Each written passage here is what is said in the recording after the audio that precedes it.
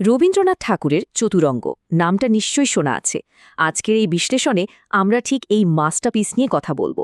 এটি স্রেফ একটা সাধারণ গল্প নয়, বরং ঔপনিবেশিক বাংলার মতাদর্শগত সংঘাতের এক গভীর রূপক।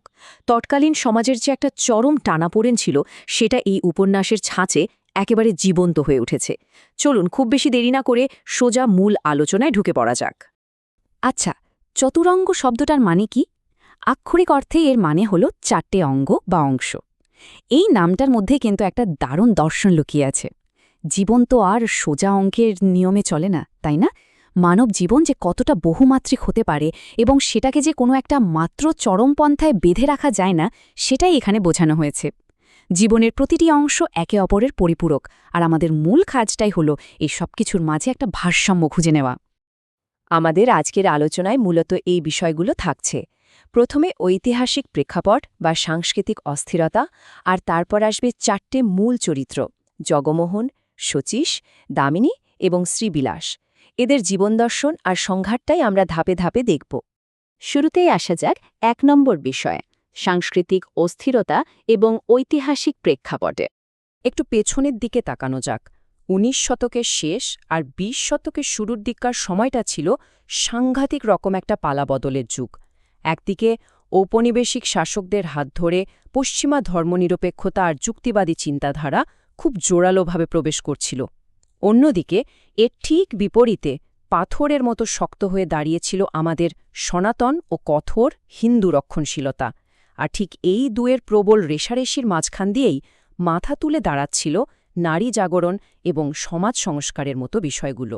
সমাজ আর ব্যক্তিসত্তার এই অঘোষিত যুদ্ধের ময়দানে কিন্তু রবীন্দ্রনাথ তার এই আখ্যানের মঞ্চটা তৈরি করেছেন। এবার 2 নম্বর পয়েন্ট, জগমোহন, মানবতাবাদ ও নাস্তিকতা। জ্যাঠামশাই জগমোহন চরিত্রটা কিন্তু একেবারে অন্যরকম। চরম ধর্মনিরপেক্ষ মানবতাবাদ বলতে ঠিক যা বোঝায়, উনি হলেন তার এক জীবন্ত প্রতীক। ওর নিজের কথাতেই যদি বলি, আমরা সেই জীবন্তকেই মানি যাকে দেখা যায়, শোনা যায়, তাকে বিশ্বাস না করা তো অসম্ভব। এই একটা কথাতেই ওর তীব্র নাস্তিক সত্তাটা একদম জলের মতো পরিষ্কার হয়ে যায়। ওর কাছে ঈশ্বর বলে কিছু নেই। রক্তমাংসে গড়া মানুষের সেবা করাই হলো একমাত্র সত্য। মানুষের প্রতি নিঃস্বার্থ দায়বদ্ধতাই ছিল ওর ধর্ম। ঔপনিবেশিক বাংলার সেই রক্ষণশীল আবহে এমন একটা চিন্তা কিন্তু রীতিমতো বৈপ্লবিক ছিল। পণ্ডিতদের বিশ্লেষণ ঘাটলে দেখা যায়, জগমোহন চরিত্রটার মাধ্যমে রবীন্দ্রনাথ আসলে এক চরম মানবতাবাদী দর্শনের কথাই বলেছেন। সমাজ যখন ধর্মীয় অন্ধবিশ্বাস আর জাতপাতের বেড়াজালে আটকা পড়ে ধুঁকছে, তখন জগমোহনের এই দর্শন সবাইকে বেশ নাড়িয়ে দিয়েছিল। অদৃশ্য কোনো দেবতার আরাধনা করার চেয়ে মানুষের প্রতি সহানুভূতি দেখানো আর সমাজ কল্যাণমূলক কাজ করাটা যে কতটা জরুরি, সেটাই এই চরিত্রের মূল কথা। আর সবচেয়ে অবাক করা ব্যাপার কি জানেন? জগৎমোহনের এই মানবতাবাদ কিন্তু শুধু বইয়ের পাতা বা মুখের কথা আটকে ছিল না। একজন চরম অবহেলিত মুসলিম রোগীর চিকিৎসা করতে গিয়ে প্লেগে আক্রান্ত হয়ে তিনি মারা যান। ভাবা যায়, সমাজের চোখে যে মানুষটা একদমই প্রান্তিক, তাকে বাঁচাতে গিয়ে নিজের জীবনটাই বিলিয়ে দিলেন। নিজের অহংকার পুরোপুরি বিসর্জন দিয়ে আদর্শের জন্য এমন চূড়ান্ত আত্মত্যাগ সত্যি খুব বিরল। তার মৃত্যু প্রমাণ করে দেয় যে তার মানবতাবাদ ছিল আক্ষরিক অর্থে একেবারে নিঃশর্ত।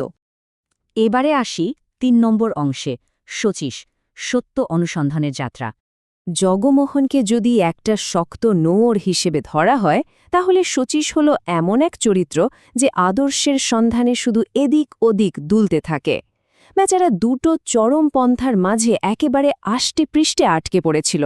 একদিকে জ্যাঠামশাই জগমোহনের সেই কড়া যুক্তিবাদী মানবতাবাদ, আর ঠিক উল্টো দিকে লীলানন্দ স্বামীর অন্ধ ও উন্মাদ আধ্যাত্মিকতা।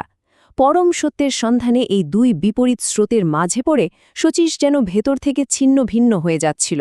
আসলে শচীশের এই মানসিক টানাপোড়েনটা সে যুগের শিক্ষিত বাঙালি যুব সমাজেরই একটা নিখুঁত প্রতিচ্ছবি, যারা ঐতিহ্য আর আধুনিকতার দ্বন্দ্বে রীতিমতো বিভ্রান্ত ছিল। শচীশের পুরো জার্নিটা খেয়াল করলে একটা অদ্ভুত মতাদর্শগত রোলার কোস্টার দেখা যায়। সে শুরু করেছিল একজন ঘোর নাস্তিক হিসেবে, কিন্তু জ্যাঠামশায়ের মৃত্যুর পর সেই বিশাল শূন্যতাটা ঢাকতে সে হঠাৎ করে লীলানন্দ স্বামীর কাছে গিয়ে কড়া বৈরাগ্য জীবন বেছে নিল। একেবারে অন্ধ ভক্তির সাগরে ডুব দিল। কিন্তু ভক্তি কি তাকে শান্তি দিতে পারল? মোটেও না। শেষমেশ এই দুটো চরমপন্থা থেকেই হাঁপিয়ে উঠে সে উপলব্ধি করল যে শুধু যুক্তিতে বা শুধু অন্ধ ভক্তিতে আসলে কোনো মুক্তি নেই। সবশেষে সে আবারও সেই মানুষের সেবায় আর সমাজ কল্যাণেই ফিরে আসে। 4 নম্বর বিষয়টা দারুণ আকর্ষণীয়, দামিনী, নারী চেতনা ও বিদ্রোহ। পুরো আখ্যানের সবচেয়ে স্পার্কিং আর বৈপ্লবিক চরিত্র হল এই দামিনী। তাকে বুঝতে হলে ঔপনিবেশিক যুগের সেই নিষ্ঠুর সামাজিক বাস্তবতার কথাটা আমাদের মাথায় রাখতে হবে।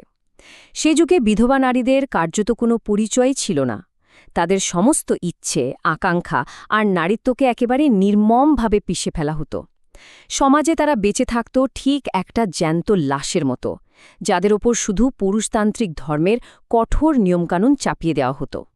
এখানে চমৎকার একটা তুলনামূলক চিত্র ফুটে উঠেছে, ননীবালা আর দামিনী। ননীবালা হল সমাজের সেই অসহায় ট্র্যাজিক শিকার, যে পরিস্থিতির চাপে নিঃশব্দে সব মেনে নিয়েছিল। কিন্তু দামিনী একেবারে উল্টো। তার মধ্যে রয়েছে জাগ্রত চেতনা, বিদ্রোহের আগুন। নিজেকে এইভাবে সামাজিক নিয়মের জাতাকলে পিষে মারার বিরুদ্ধে সে এক প্রবল প্রতিবাদ। দামিনী প্রমাণ করে দিয়েছিল যে বিধবা মানেই জীবনহীন পাথর নয়, তার ভেতরেও বেঁচে থাকার তৃষ্ণাটা কতটা প্রবল হতে পারে। নিজের পরিচয়ের দাবিতে দামিনীর একটা ক্ষুরধার ডায়লগ আছে। সে সোজাসুজি ক্ষোভের সাথে বলছে, তোমরা তো আমার পায়ে শেকল পরিয়ে এই ভক্তিহীন মেয়েটাকে তোমাদের ভক্তির অন্ধকূপে ফেলে রেখেছ। এই একটা কথাতেই সমাজের পুরুষদের চাপিয়ে দেওয়া ওই মিকি আধ্যাত্মিকতার গালে সে যেন সপাটে চড় মারে। লীলানন্দ স্বামীর কৃত্রিম আধ্যাত্মিকতা বলয় ভেঙে নিজের মানবিক অধিকারটুকু ছিনিয়ে নেওয়াই ছিল তার একমাত্র লক্ষ্য। আর সবচেয়ে বড় কথা হলো, দামিনী শুধু প্রতিবাদ করেই থেমে থাকেনি। সে সত্যি সমাজের সমস্ত কঠোর গণ্ডি ভেঙে নিজের অধিকার আদায় করে নিয়েছিল। শ্রীবিলাসের সাথে তার পুনর্বিবাহটা কিন্তু কোনো সাধারণ ঘটনা নয়। এটা মূলত যুগের পর যুগ ধরে নারীদের ওপর হওয়া বঞ্চনার বিরুদ্ধে রবীন্দ্রনাথের নারীবাদী দৃষ্টিভঙ্গির এক বিশাল বিজয়। মৃত্যুর আগে দামিনী অন্তত এটুকু প্রমাণ করে দিয়ে যায় যে সে সমাজে তৈরি করা কোনো খেলনা নয়, সে একজন রক্তমাংসের পূর্ণাঙ্গ মানুষ।